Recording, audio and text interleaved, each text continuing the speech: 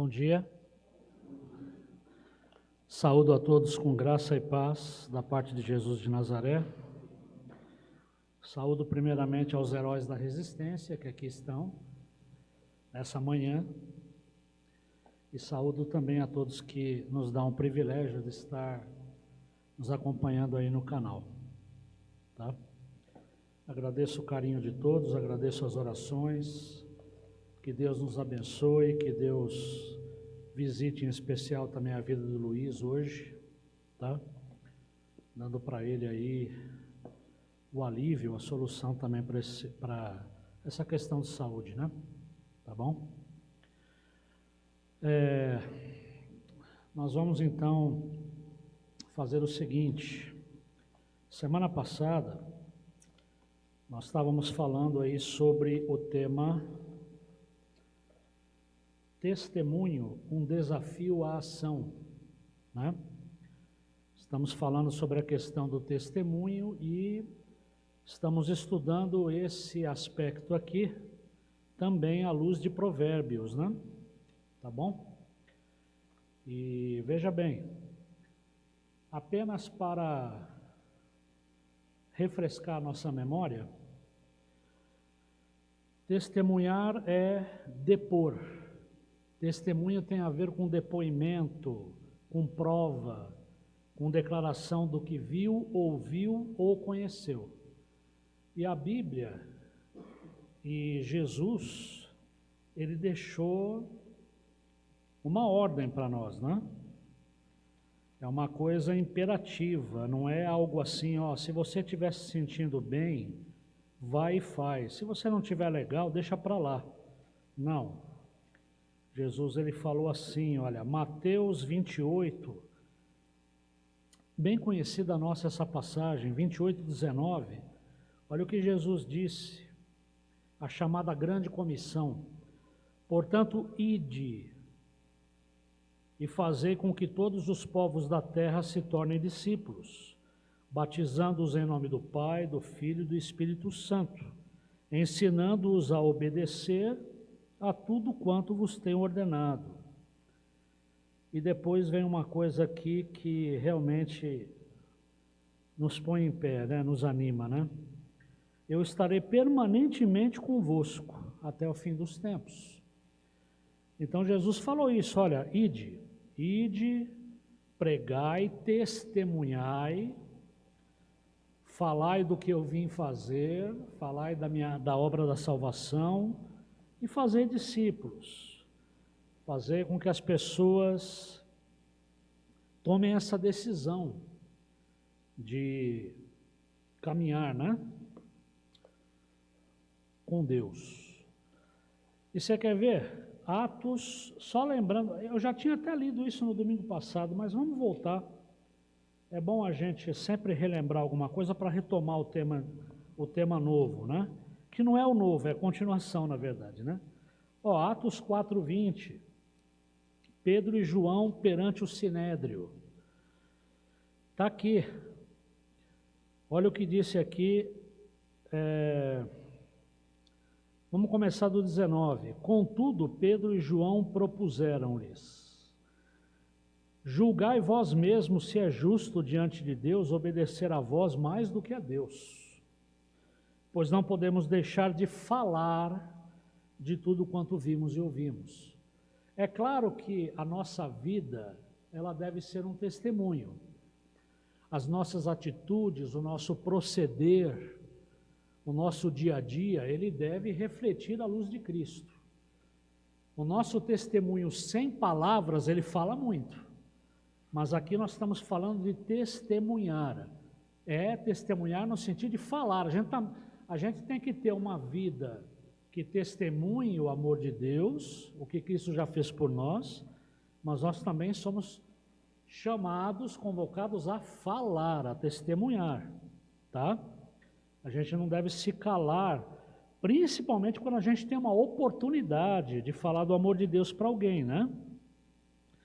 E em 1 Pedro 3,15, está escrito assim: antes reverenciai a Cristo como Senhor em vosso coração, estando sempre preparados para responder a qualquer pessoa que vos questionar quanto à esperança que é em vós. Estando sempre o quê? Preparados para responder a qualquer pessoa. Ô irmãos, só uma coisa que eu gostaria de falar. Nós temos que estar preparados quando a gente for inquirido sobre a nossa fé. Estar preparados não é você gastar o seu latim, não é você conhecer os filósofos, né? Mas a gente tem que conhecer a palavra de Deus. Nós temos que ler a Bíblia, temos que entender o que a Bíblia diz e aquilo que ela está querendo dizer. Nós temos que estudar a Bíblia, temos que conhecer. Isso é um aspecto que aparece aí no nosso texto, quer ver? Dá uma olhada no texto que você recebeu hoje. Testemunho, um desafio à ação, parte 2. Tem muita gente que não dá testemunho.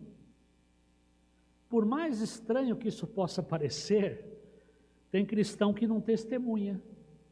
Vai falar, peraí, é cristão, como que não testemunha? Tem vergonha de falar que é cristão? Né? É estranho, mas existe esse tipo de cristão. É cristão, mas não testemunha. E aí, o item 2 do nosso texto, dá uma olhadinha na primeira página, a nossa página começa assim. Por que muitos cristãos não dão testemunho? Olha o item B, eu vou pular o item A, porque esse item A a gente vai se deter um pouco mais nele, viu? Vamos para o item B. Crença na argumentação do inimigo. Opa! Como já foi dito aqui, muito bem pelo pastor Isidro, pelo Guilherme, nosso futuro pastor, né? A maior batalha que a gente enfrenta é a batalha na mente, né? É ali que o inimigo trabalha, é ali que ele faz sugestões, é ali que ele nos tenta, né? Tá certo? Eu acredito que a principal tentação se dá na mente, né? Tá certo? E veja bem, muita gente acaba dando ouvidos à argumentação do inimigo. O que o inimigo muitas vezes fica soprando no teu ouvido para não levar você a testemunhar? Olha aqui. Primeiro, você já viram aqueles carros que... Agora eu não estou vendo muito, mas teve uma época aí que era moda, né? O pessoal colava no vidro traseiro do carro assim, Deus deu a vida para cada um cuidar da sua. Lembra disso daí?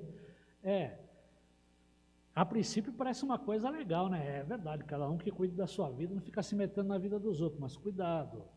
Deus deu a vida para cada um cuidar da sua. Olha o que diz aqui, ó, cuide da sua própria vida. Você não tem nenhum direito de impor seus pontos de vista aos outros. Essa é uma argumentação do inimigo. Escuta, você vai testemunhar para esse cara, mas olha, ele tem uma outra fé, uma outra cultura, sabe, não enche o saco dele. Fica na sua. Cuida da sua vida, deixa cada um cuidar da sua. Tá certo? Segundo, você vai ofender essa pessoa, não diga nada.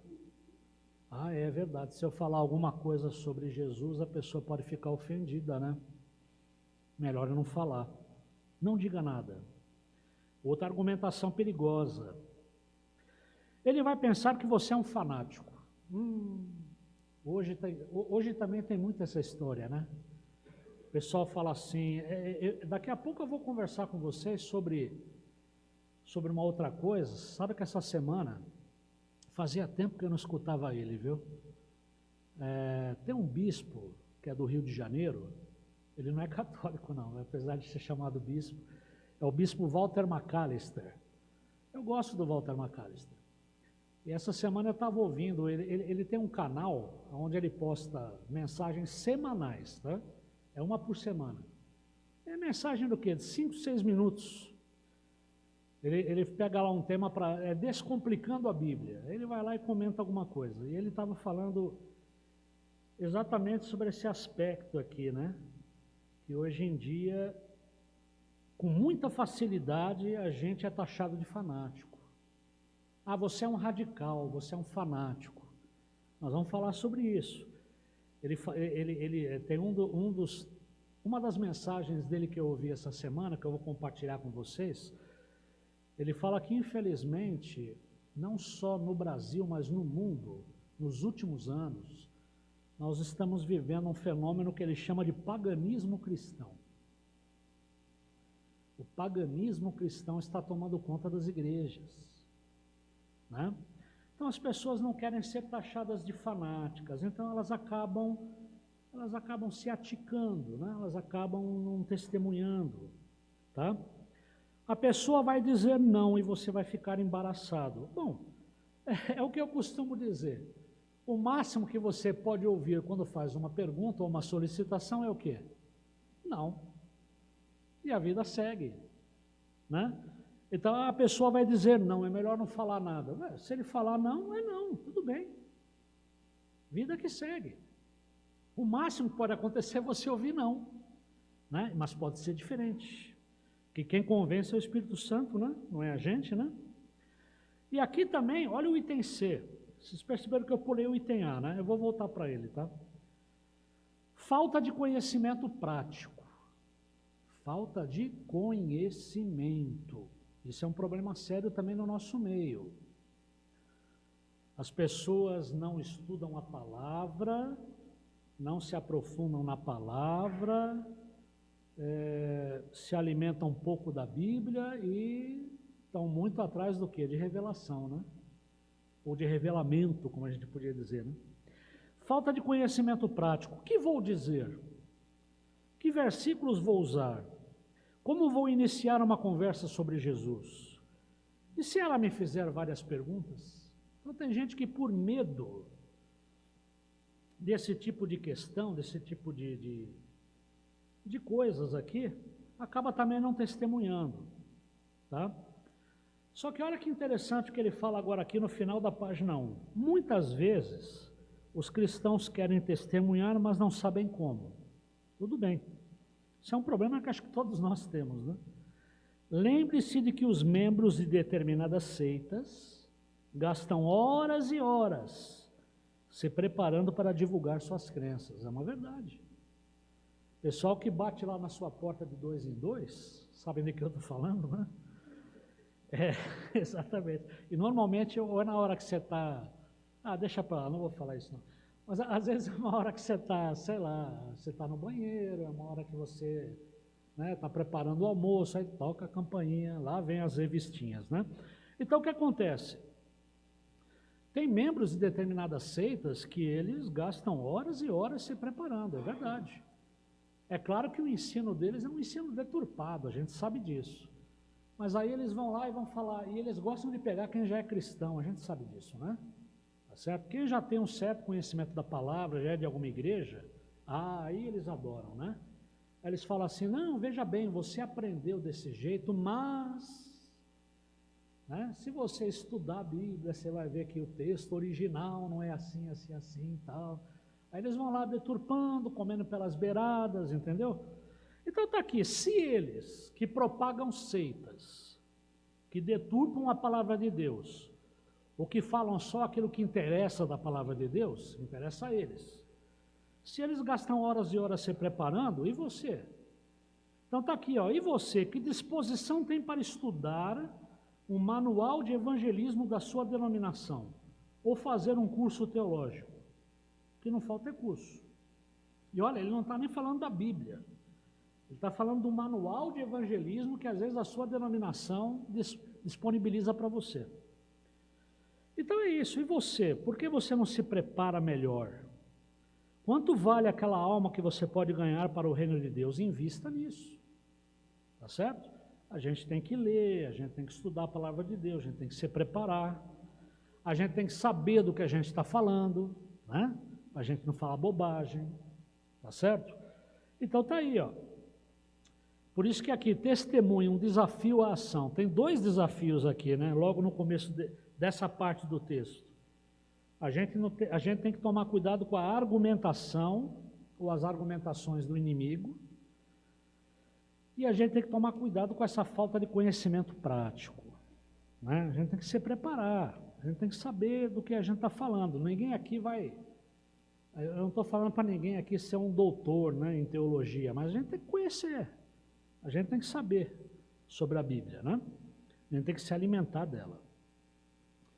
Bom, e veja bem, eu queria só lembrar aqui de uma coisa. Eu falei que eu ia trazer hoje aqui um comentário, e eu trouxe. Olha que interessante, né? Como as coisas são engraçadas, né? Quer dizer, não é engraçado, curiosas, né? Por exemplo, o pastor Isidro está dando um estudo sobre espiritismo, né?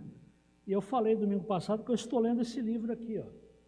O Espiritismo segundo Jesus Cristo, do pastor Israel Belo de Azevedo. Tá certo? É interessante, né? E nós não combinamos nada, mas olha que coisa interessante. No primeiro texto que a gente trabalhou aqui sobre testemunho, lá no domingo passado, nós lemos aqui uma passagem que é bem conhecida nossa. Homens e mulheres, sem distinção, estão perdidos sem Cristo. Vai lá em Romanos capítulo 3, você já conhece essa passagem, mas é sempre bom a gente voltar a ler. Romanos 3, 23, olha o que diz aqui o apóstolo Paulo. Porque todos pecaram e destituídos estão da glória de Deus.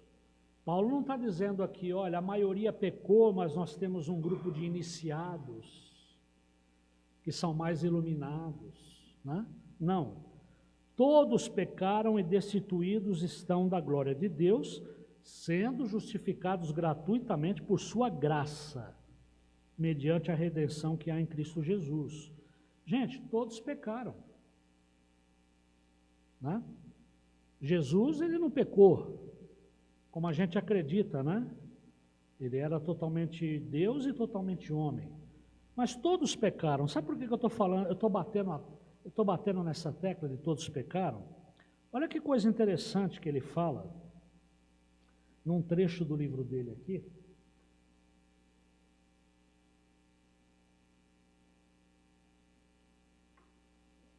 Aliás, é interessante que eu queria só comentar uma coisa. Eu estava justamente no livro dele, lendo um trecho, sobre aquela passagem de Saul, né? Que você citou. E ele fala, afinal, quem que Saul viu? Afinal, quem que estava nessa história? Né? E é interessante que ele chama atenção para umas coisas, que ele fala assim, que quando Saul pede para a feiticeira lá, invocar Samuel, né? Tá certo?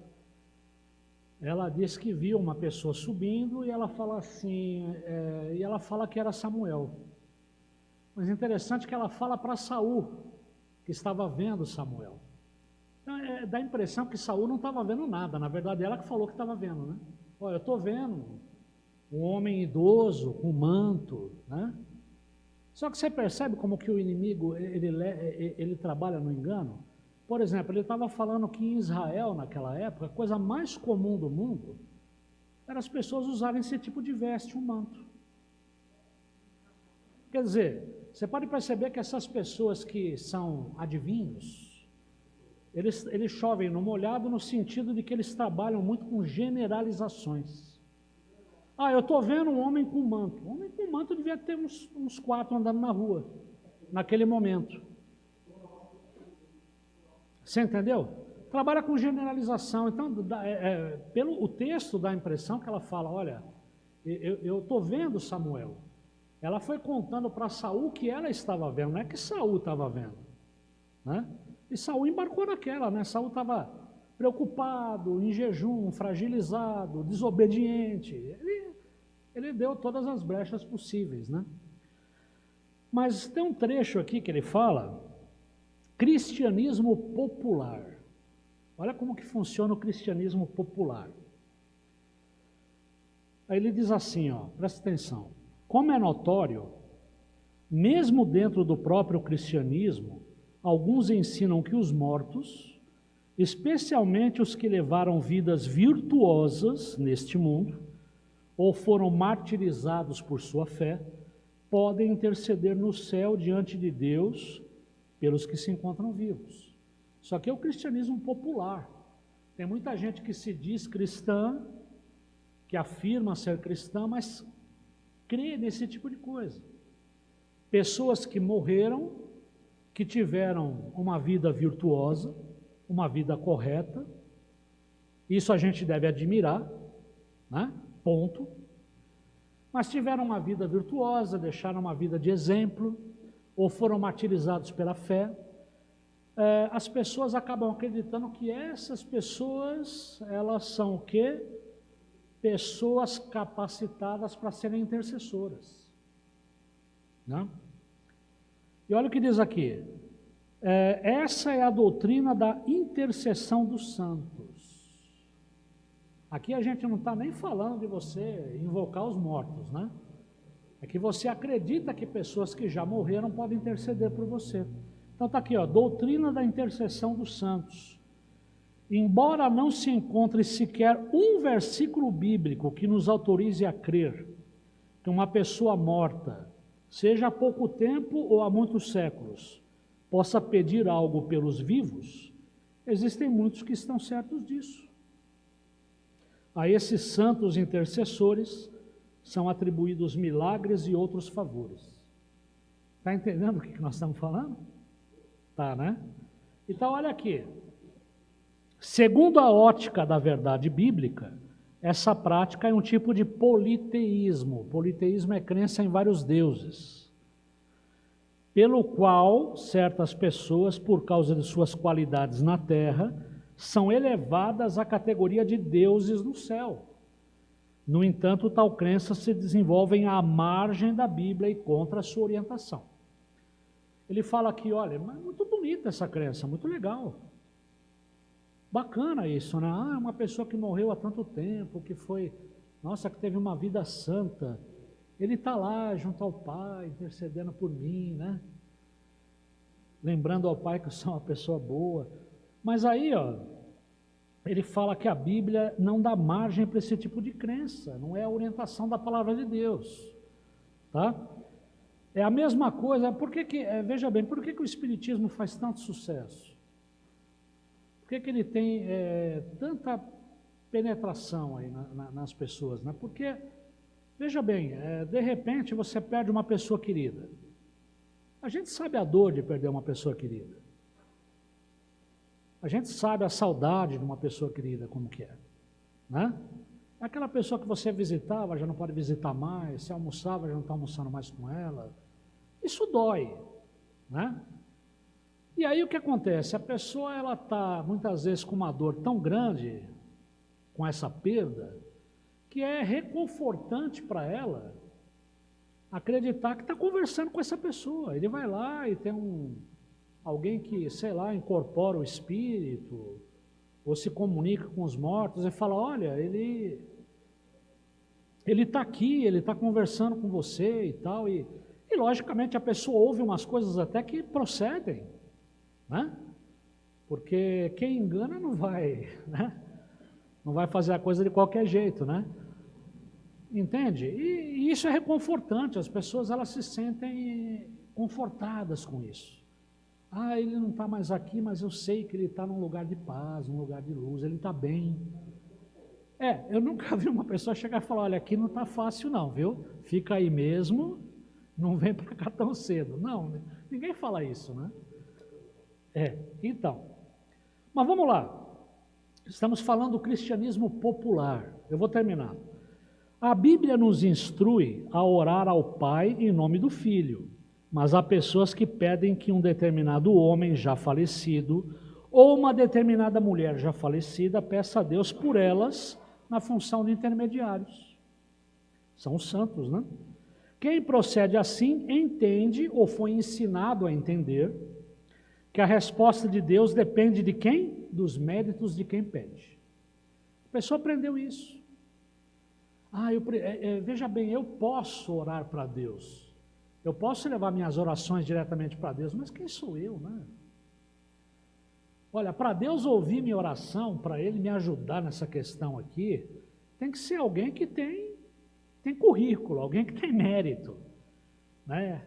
Então eu vou buscar um intermediário que vai levar para Deus. Então está aqui, ó. A resposta de Deus depende dos méritos de quem pede. Daí o apelo ser feito a alguém que se imagina ter méritos suficientes para ter o seu pedido considerado. Isso está de acordo com a ideia de que alguém mais influente pode resolver a situação. Pensa bem, alguém mais influente pode resolver a situação, tem mérito para isso. E aí ele vai falar agora de nós, presta atenção, isso no nosso meio também existe. Vocês estão achando que eu estou falando só do catolicismo? Até aqui estamos falando. Mas olha o que ele diz aqui, vê se não é verdade o que ele vai falar agora. Aliás, mesmo entre os evangélicos, essa crença popular deixa os seus vestígios. Quando um crente confia mais na oração do seu pastor do que na sua própria, está desviando o foco da Bíblia. Já ouviu falar naquele irmão que fala, eu vou pedir para aquele irmão orar por mim porque a oração dele é mais forte. Ah, eu vou naquela igreja porque a oração é forte. Eles falam alto, né? Eles gritam até na hora de orar. No fundo, algumas pessoas pensam que os pastores, por supostamente estarem mais perto de Deus, são mais ouvidos que as pessoas comuns. Desculpa falar isso, tal, não, existe ou não existe esse vestígio no nosso meio? Ele não está errado, existe. É a crença de que o pastor, por ser uma pessoa teoricamente mais perto de Deus, a oração dele tem mais poder que a tua. Tá? Aí ele vai falar assim, quem pensa assim precisa voltar à palavra de Deus. A Bíblia ensina que todos somos sacerdotes, isto é, todos podemos e devemos levar nossas alegrias e angústias a Deus. Todas as orações intercessórias são bem-vindas, inclusive as dos pastores. Mas um pastor, ao orar, nada mais é do que mais uma pessoa orando. Ele não tem méritos próprios que o levem a ser mais ouvido por Deus, enquanto outros não o são. Ele não tem a chave para abrir o coração de Deus. Na verdade, o coração de Deus está sempre aberto, esperando que as pessoas o busquem com sinceridade. Sua resposta é fruto da misericórdia de Deus para com o ser humano, jamais mérito do próprio ser humano. Então está aqui, não tem oração forte, né? Que tem o segredo do cofre para abrir o coração de Deus. Ele fala aqui, o coração de Deus está sempre aberto. Tá? Deus quer o quê? Que a gente busque Ele com sinceridade. Ele quer exercer misericórdia conosco. Tá certo? Então está aqui, ó, esse é o cristianismo popular. Esse cristianismo popular é um problema, né? Ele deturpa a palavra. Só que ele faz muito sucesso, né? Como diz o nome, ele é muito popular. Eu queria só, caminhando aqui, eu não vou falar de todo esse texto hoje. Agora nós vamos pegar aqui o item A. Volta para o item A agora. Olha o que está escrito aí. O que está escrito? Por que muitos cristãos não dão testemunho? Por causa de letargia espiritual. Letargia espiritual. Sabe o que é letargia? Eu vou pegar no sentido médico da coisa. Que tem a letargia, entendida enquanto, né? A medicina, a psicologia e tal, e tem a letargia espiritual, é essa que nos interessa aqui. Mas só para fazer uma comparação, olha o que é letargia. Estado de profunda e prolongada inconsciência, semelhante ao sono profundo, do qual a pessoa pode ser despertada, mas ao qual retorna logo a seguir. Incapacidade de reagir e de expressar emoções. É uma apatia, uma inércia, um desinteresse. Isso é letargia, tá? Você podia também dizer que letargia é inércia, comodismo, indiferença. Agora, se for letargia espiritual, a gente pode dizer que há uma insensibilidade do corpo perante o plano espiritual. Então, em outras palavras, a pessoa que é letárgica é aquela pessoa que está inerte. É aquela pessoa que está mergulhada num sono profundo. Você podia também comparar o letárgico ao sonâmbulo, né? É aquele que está andando, mas ele está dormindo. ele está até andando, mas ele não está acordado, ele não está vendo, tá certo? E olha, a letargia espiritual é um caso sério. Aliás, é um grande problema, né? Na igreja de hoje, já era no passado, hoje mais ainda. Olha o que ele diz aqui, letargia espiritual. Certifique-se de que não há pecado não confessado em sua vida. Verifique se você está sendo controlado pelo Espírito Santo. Se você não está sendo controlado pelo Espírito Santo, se você não está permitindo que o Espírito Santo controle sua vida, você está dando margem para o pecado. Você está abrindo as portas para a letargia espiritual. E quando ele fala que há pecado não confessado em sua vida, e pecado não confessado também tem a ver com letargia, olha que interessante isso aqui. Eu vou contar uma história agora para vocês. Parece novela, parece folhetim, parece aquelas histórias do Nelson Rodrigues, mas não, é história real, tá? Veja bem, hoje em dia, vocês vão entender agora essa questão de pecado não confessado. Hoje em dia, muitos cristãos, eles estão vivendo relações extraconjugais, isso chama-se adultério, só que eles acham que esse pecado, de uma certa forma, é alguma coisa que não incomoda a Deus. Eles podem viver na relação extraconjugal numa boa, viver a relação extraconjugal e seguir sendo crente. Tá? E aí, eu vou contar uma história aqui para vocês. Quem contou para mim foi a Sandra. Por quê? A Sandra, essa semana, estava assistindo um programa e eles estavam contando uma história lá que é a seguinte, vai vendo, presta atenção no que eu vou falar agora. E tem muita gente agora também justificando relação extraconjugal usando a Bíblia. Usando a Bíblia. Havia um pastor, uma igreja linda, bem-sucedida, um grande rebanho. Estava lá o pastor e sua esposa. A esposa dele, aquela esposa exemplar, sustentáculo do ministério do marido. Igreja batista. Batista. Aí o que acontece? Esse pastor, num belo dia, uma irmã, lembrei, e o pastor e a esposa não podiam ter filhos, não tinham filhos. Aí num belo dia, uma pessoa que veio de um outro estado, isso aconteceu nos Estados Unidos, um outro estado, uma mulher mais jovem, tá certo? Que já tinha inclusive uma filha, separada, ela estava divorciada do marido, ela começou a frequentar a igreja. E de repente, vai, aquela história.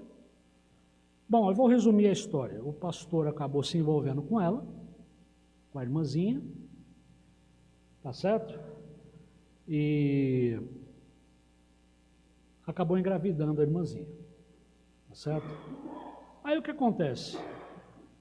Como as pessoas não são cegas, muita gente na igreja começou a perceber alguma coisa. O pessoal falou, peraí, tem coisa, isso aí não está certo. Tem coisa errada nisso aí.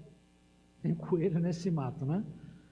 E muita gente começou a questionar o pastor. Pessoas saíram da igreja, inclusive, né? Isso acontece. E ele começou de púlpito a defender a relação extraconjugal, usando a Bíblia. Ele falou, não, peraí, veja bem, se você está fazendo isso, ele está falando dele mesmo, você também não está, assim, num pecado absurdo, porque, afinal de contas, na época do Velho Testamento, os maridos tinham mais de uma esposa, Abraão tinha mais de uma mulher, os reis tinham esposas e concubinas, né? Ou seja, justificando, é claro, isso está na palavra de Deus? Está. Só que, veja bem, você pega o costume de uma época que já não existe mais e justifica, né? Você tenta racionalizar o seu pecado, dando uma justificativa para ele, invernizando, né? Tá certo? Aí ele começou a usar a Bíblia para defender a relação extraconjugal.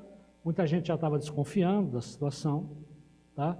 Ele mentiu para a igreja porque a irmã, evidentemente grávida, ele falou, não, o filho não é meu, é que na verdade, veja bem, eu e minha esposa, nós entramos num acordo com ela, e ela é uma barriga de aluguel, houve uma inseminação. Ele começou a... É uma mentira, um abismo puxa o outro, não é isso que diz? Então, bom, resumindo, muita gente saiu da igreja escandalizada, muita gente não concordou com esse ensino, né? O cara falou, olha, eu não sou mormon, né? Então eu estou caindo fora, obrigado. Né? Se eu quisesse relação conjugal, eu era mormon, não era batista. Aí o que acontece? Como a menina estava grávida, eles levaram a moça para morar na casa deles. Certo? Aquela história de Sara com Agar, né? Manja? Mais ou menos uma história que lembra. Levaram a menina lá, e a menina teve o filho. Tá certo? E aí começou a dar conflito entre a esposa do pastor e a menina. Ó, você não está cuidando direito, não é assim que amamenta. Não, eu sei cuidar, que eu já tive uma filha. Instaurado o conflito dentro do lar. Sabe como que essa história terminou? O pastor matou a irmã. Matou. Ele sufocou, a esposa cúmplice, sabia de tudo, tá? Enterrou a moça no próprio quintal da propriedade. Você sabe que nos Estados Unidos, aquelas casas enormes, né? A gente às vezes vê, né? Parece uma mansão, né? Eles gostam de carros grandes, tudo grande, né? Americano é assim mesmo. Então, só que aí o que acontece? O ex-marido e a filha mais velha, que já não estava morando com a mãe nessa situação, deram falta da mãe, né? Foram procurar o pastor. E aí já viu, eles acharam a situação esquisita, situação estranha. A polícia começou a investigar. A polícia, quando quer, pega, né? Tá certo? Vai, acharam. Acharam a moça enterrada lá no quintal dele.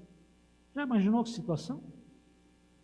Eu não estou contando aqui uma história inventada, não é novela, né? É uma história real. Tá certo? Uma verdadeira tragédia. Só que uma tragédia anunciada, né? Então tá aqui, ó. Eu volto no texto. Certifique-se de que não há pecado não confessado em sua vida. Olha aí o que flertar com o pecado levou a essa situação que eu estou relatando aqui. Tá certo? Então tá aí. Quando você quer dar um jeitinho, quando você quer racionalizar a situação para justificar o teu pecado, a história não vai acabar bem. A gente sabe disso. E não acabou. Eu diria para vocês que esse pastor, dessa história trágica, ele foi vítima da letargia espiritual. É o que nós vamos falar agora. Tá certo? Escuta, já que nós estamos falando aqui de letargia, para acabar a nossa aula de hoje, eu falei para vocês que essa semana eu estava eu estava vendo e ouvindo, né? O bispo Walter McAllister. E duas mensagens que eu li dele, que eu assisti, tem a ver justamente com letargia espiritual. Se encaixou como uma luva na minha aula, né? Então vamos lá. Só esclarecendo, o bispo Walter McAllister, ele é bispo primaz da Aliança das Igrejas Cristãs Nova Vida, lá no Rio de Janeiro. Primeiro ponto que eu assisti, ele falou sobre paganismo cristão. Então, ele falou, olha, hoje nós estamos diante de um fenômeno que já tem alguns anos. É o paganismo cristão. Como assim? Paganismo no seio da igreja. Atenção para isso, existe paganismo no seio da igreja. O que seria então esse paganismo no seio da igreja? É uma falsa religião baseada em algumas ideias, em algumas crenças. Quais seriam essas crenças falsas? Bom, primeiro, paganismo no seio da igreja, você tem a crença em Deus. As pessoas creem em Deus, quem crê em Deus como Criador do mundo, aquele que pôs ordem nas coisas. Então, beleza, o pessoal acredita em Deus, sim. Só que, depois dessa primeira parte que fala cremos em Deus, Deus é o Criador de tudo, as pessoas dizem assim: nessa vida aqui, precisamos apenas ser pessoas boas. E o alvo principal da existência humana é buscar o quê? Felicidade e bem-estar. Isso ele chama de paganismo, que está presente no seio da igreja. Então ele fala, a igreja que ensina isso, a igreja que prega esse tipo de coisa é uma igreja que fracassou. É uma igreja que persiste no fracasso e leva pessoas ao engano. Repito, precisamos apenas ser pessoas boas. E o alvo principal da existência é buscar felicidade e bem-estar. Sabe por quê? Porque no fim de tudo, todos vão para o céu. É aquilo que eu falei já para vocês aqui. No final de tudo, no frigir dos ovos, Deus vai dar um jeitinho e vai acomodar todo mundo, né? Ninguém vai se perder. Essa coisa de inferno é uma invenção dos antigos, né? Tá certo? Então ele diz assim, essa história de que basta você ser bom, se é que existe alguém bom, né? A Bíblia fala que todos pecaram, acabamos de ler aqui. Essa história de que você precisa ser uma pessoa boa e que no final tudo vai dar certo, o importante é ser feliz, o importante é estar de bem com a vida, né? Ele fala que isso não é fé cristã. Essa não é a fé dos antigos, essa não é a fé que salva. Isso chama-se paganismo, né? E eu concordo em gênero, número e grau com ele. Aí ele fala assim, como que é essa história de que basta apenas ser pessoas boas? Bom, a gente vai se relacionando com Deus na medida do possível, mas buscar mesmo a Deus, a gente só busca quando precisa. A gente vai levando a nossa vida, a gente deixa Deus do lado de fora, não incomoda Ele, não quer que Ele nos incomode também, tá certo? E a gente busca Deus quando realmente a gente precisa dele. Aí se a gente realmente precisar de Deus, aí a gente faz o quê? A gente acende uma vela, a gente faz corrente de oração, a gente faz uma oferta generosa para a igreja, porque se a gente ofertar, se a gente cumprir a nossa parte, Deus tem que cumprir a dele, né? E esse ensino está disseminado aí, né? E aí tem a parte sobre a Bíblia. Onde a Bíblia entra nessa história do paganismo no seio da igreja? As pessoas dizem assim, a Bíblia sabe como que é? A Bíblia é um livro muito importante, viu? A Bíblia tem cada história bonita, né? Mas ela não diz muito sobre os dias de hoje. A Bíblia não diz muito sobre os dias de hoje, ela está desatualizada, tá certo? E aí o pessoal faz o quê? O pessoal acaba, veja bem, usando a Bíblia, mas é uma Bíblia adaptada, é uma Bíblia light. Eu não sabia que tinha isso, Bíblia light. Deve ser mais fina, né? Tá certo? Porque essa aqui é mais gordinha. Então o pessoal fala Bíblia light, Bíblia adaptada, né? Porque a Bíblia é importante, mas ela não tem muito a dizer na realidade nossa hoje, tá? Ela está completamente fora do contexto. E aí também vem aquele discurso. Lembra que eu falei que muita gente tem medo de ser chamado de fanático? Olha que interessante a explicação que ele deu aqui.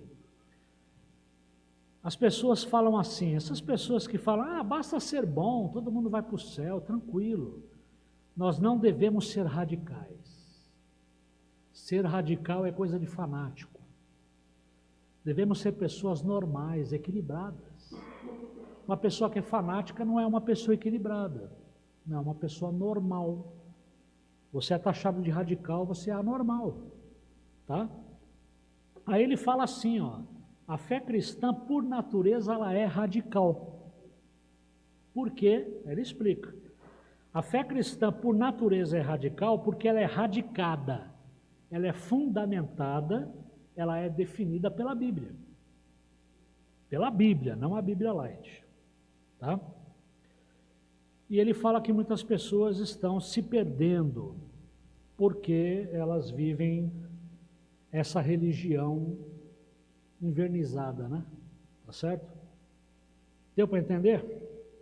E tem uma outra passagem dele, eu vou terminar com essa, que ele fala o seguinte, teve uma mensagem dele que era sobre o paganismo cristão, e tem uma outra que ele fala sobre o fracasso da igreja evangélica. Segura aí. Olha o que ele fala aqui, em muitos arraiais, em muitos lugares, a igreja evangélica fracassou e continua perpetuando o seu fracasso. Aí ele fala assim, ó, toda a vida cristã, vocês não precisam concordar comigo, eu estou só reproduzindo aqui a opinião dele, tá? Toda a vida cristã foi transformada numa decisão. Olha o que ele está falando. A vida cristã foi transformada numa decisão. É claro que quando a gente ouve a palavra de Deus, nós somos chamados a decidir, a dizer o sim, a receber Jesus. Mas ele fala que a coisa está mais ou menos caminhando assim, ó. Eu aceitei Cristo, levantei a minha mão, fui lá no altar, me batizei e agora vou para o céu. Ponto. Ele fala, toda a vida cristã foi transformada numa decisão. Aceitei Jesus, vou para o céu mesmo? Beleza. Aí ele fala assim, qualquer coisa a mais, qualquer coisa que a igreja me peça, a mais é legalismo, é fanatismo. Eu sou taxado de radical. Então ele fala, tem muita gente que está levando a vida cristã assim. A vida cristã foi transformada numa decisão. Aceitei Jesus, beleza. Já fiz tudo o que eu tinha que fazer. Qualquer coisa que a igreja peça a mais, qualquer caminhada a mais, é legalismo, é fanatismo.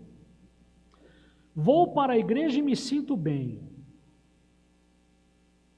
Para que eu vou na igreja? Para me sentir bem. É a questão de que a minha existência, ela tem como fim o quê? O bem-estar, a felicidade. Jesus morreu para eu ser feliz. Né?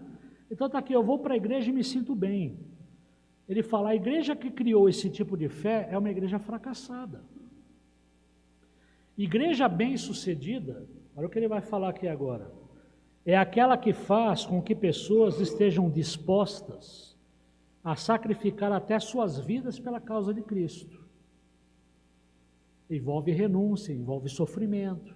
E ninguém quer sofrer hoje, né?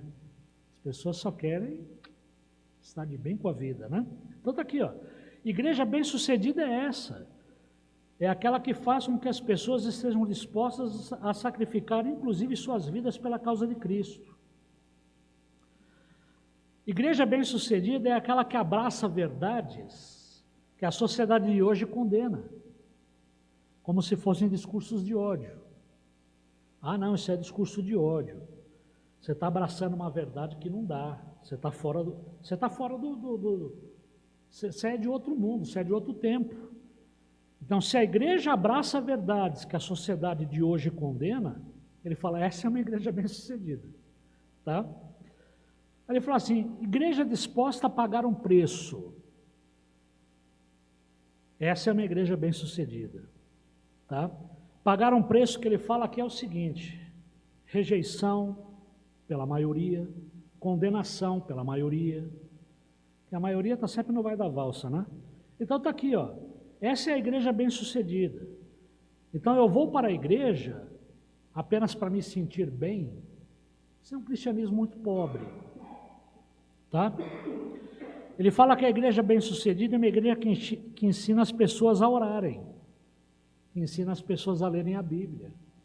Essa é uma igreja bem-sucedida. Então ele diz aqui, ele termina dizendo o seguinte, ó. Ele fala aqui, a Bíblia não faz pessoas se sentirem bem.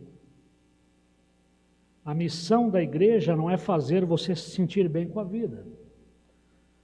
Somos pecadores que necessitam da salvação e do arrependimento. Arrependimento diário pelos nossos pecados. Tá certo? Ele fala, a Bíblia não faz as pessoas se sentirem bem. Nem sempre quando a gente lê a Bíblia a gente fica confortável, né? Amém, por isso, né? É para isso que a Bíblia está aqui. É para nos confrontar, é para dizer assim, ô amigo, acorda, sai dessa letargia, desperta tu que dormes, né? Não tem aquela passagem? Tá? Então ele fala assim, ó, eu só preciso que Deus resolva algumas coisas e que me ajude a me sentir bem. Para que eu tenho uma religião? Deus vai resolver algumas coisas para mim, mas eu tenho que me sentir bem. Deus tem que me ajudar nisso, tá certo? Então ele fala, essa igreja evangélica que prega esse evangelho de que, olha, Deus veio e Deus fez a obra por você para você se sentir bem, para você ser feliz, ele fala, cuidado, se não é uma igreja que fracassou, ela vai fracassar lá na frente. Tá bem? Boa essa palavra, não é? Do Walter McAllister, muito bom. E tem uma outra dele chamada Temos que Acordar. Essa eu comento depois, tá bom? Ele está batendo muito nessa tecla ultimamente. Ele fala que nós estamos muito letárgicos, distraídos. Ele usa essa palavra, fala, nós estamos muito distraídos.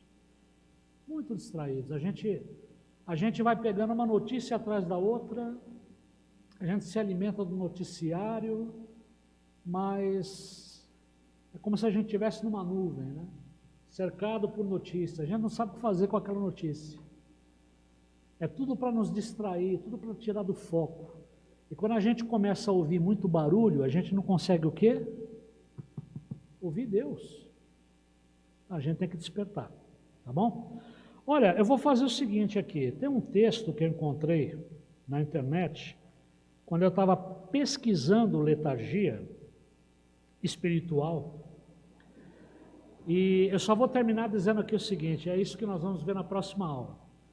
Entende-se por letargia espiritual um estado de sonolência quanto às coisas espirituais. E aí ele vai levantar aqui 5 sintomas de letargia espiritual. Primeiro, imobilidade. Segundo, inércia. Terceiro, suspensão. 4, insensibilidade espiritual. E 5, comodismo ministerial. Nós vamos falar desses 5 aspectos da letargia. Isso tem a ver com o nosso tema, porque não testemunhamos. Ou porque testemunhamos pouco. Tá? E eu queria só encerrar, vocês me permitem só mais 5 minutos. Vocês sabem que essa semana aqui, eu vou compartilhar, porque é bom a gente compartilhar essas coisas, né? Vocês sabem que essa semana aqui, eu fui fruto de um golpe. No dia do meu aniversário. Eu só não caí no golpe porque a Sandra me alertou. Tá certo? O que acontece? Estava eu com a Sandra na parte da tarde, a gente foi resolver um negócio, eu recebi um telefonema, vai vendo. E como eu estou aguardando telefonemas, tá certo? Estou aguardando ligações, qualquer coisa que liga no meu celular eu estou atendendo. Se é gente oferecendo empréstimo, eu falo, desculpa, no momento não vou poder conversar agora com você, liga mais tarde, tchau, desligo. Mas aí, eu atendi a ligação, ele falou assim, é o seu Alexandre? Eu falei, aí eu pergunto assim, porque agora eles não perguntam mais com quem estou falando, né? Já falou o teu nome, né? Antigamente falavam, com quem eu estou falando? Mas aí eu falei assim, mas quem quer falar com ele? É fulano da Cacau Show. E pegou no ponto fraco, né? Pegou no ponto fraco. Falei, da onde? Já viu aquele desenho do Pica-Pau? Aquele cheirinho do frango que ele vai fazendo assim? Né? Vai flutuando e tal. Eu falei, opa, Cacau Show. Eu falei, diga, meu jovem, diga. Ele falou assim, é o seguinte, o senhor é funcionário da Prefeitura de São Paulo, sabia disso? E nós estamos fazendo uma campanha junto à Secretaria Municipal da Educação. Eu falei, puxa, que legal. Ele falou, o senhor ganhou uma cesta de chocolate. Eu falei, não brinca? Aí ele falou assim, então, e hoje é o seu aniversário, parabéns para o senhor e tal. Eu falei, obrigado. Ele falou, então, nós queremos entregar esse presente para o senhor. Seu endereço é tal? Me deu o endereço. Eu falei, meu endereço. Ele falou assim, podemos entregar no final da tarde na sua residência? Eu falei, pode. Eu falei, eu vou estar em casa mesmo, né? Portaria, né? De ficar do outro lado. Eu falei, tá bom, pode entregar sim. Eu recebo lá o motoboy. Aí o que acontece? Ele chegou e falou assim, só que tem um detalhe. Eu falei, pronto, estava bonito demais o negócio. Ele falou assim, devido ao motoboy, ao deslocamento, tem uma taxa de R$ 7,99. Aí o senhor paga a taxa? Eu falei, pago. Mas ele em nenhum momento me falou só, paga assim. Eu falei, pago, tá, R$7,99 por uma cesta. Eu falei, estou dentro. Aí quando foi no final da tarde, bem já, estava anoitecendo, interfonou da portaria. Ela falou, tem uma entrega para o senhor aqui. Eu falei, brincou, não é que ele veio mesmo? Só que aí eu peguei, a Sandra já tinha me alertado. A Sandra falou, quando eu recebi a ligação, a Sandra falou, olha, outro dia eu estava vendo na televisão que agora tem o golpe do chocolate no dia do aniversário. Eu falei, então é esse. Eles pediram para você pagar uma taxa, não foi? Isso. Tá. Aí a Sandra falou, é melhor você não descer, nem atende. Não vai ver esses caras não. Eu falei, não estou descendo. Peguei uma notinha de R$10, pus no meu bolso, deixei os cartões em casa e desci. Falei, agora eu vou pegar esses caras. Aí eu desci, o cara falou, seu Alexandre, estou aqui com o seu presente e tal. Eu falei, eu sei. Ele falou assim, então, o senhor está sabendo da taxa? Eu falei, claro, eu fui bem informado sobre a taxa. Peguei, tirei os R$10 e falei, está aqui sua taxa, pode ficar com o troco. Na hora, o cara fez uma cara assim, falou, não, mas nós só trabalhamos com meios eletrônicos, débito e crédito. Eu não posso aceitar dinheiro. Eu falei, por que não? Eu falei, não é Cacau Show? Uma empresa dessa? Eu falei, porque teve irregularidade, tem motoboy que, né, estava pegando dinheiro dos clientes e tal. Eu falei, então, querido, mas sabe o que acontece? Aí eu falei, agora é minha vez. Eu falei, então, sabe o que acontece? Eu vou te explicar. O fulano falou comigo no telefone, mas ele não falou para mim como que eu poderia pagar, ele falou só o valor da taxa.